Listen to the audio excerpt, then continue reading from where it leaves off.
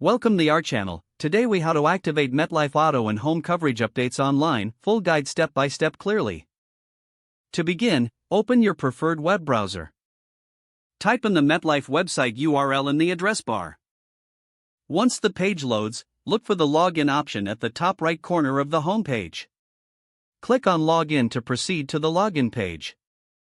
Enter your username and password in the provided fields. If you have forgotten your password, click on the Forgot Password link to reset it.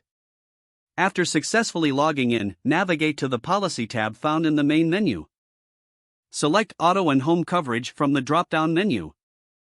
You will see an overview of your current coverage details. Look for the option that says Update Coverage or Manage Coverage. Click on this option to proceed to the Coverage Updates page. Here, you will find various options for updating your policy.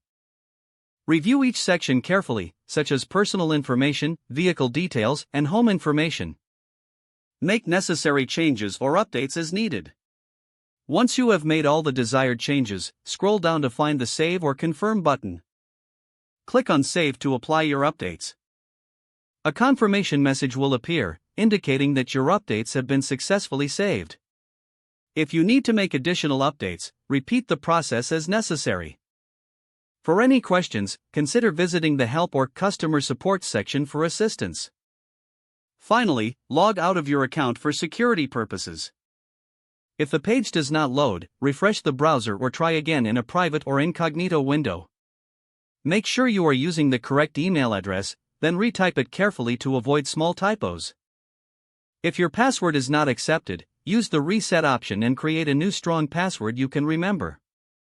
Check your spam folder for verification or security emails, then complete any requested confirmation steps.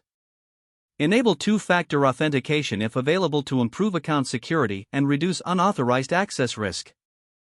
After signing in, review your profile details so your contact information and settings are accurate and current.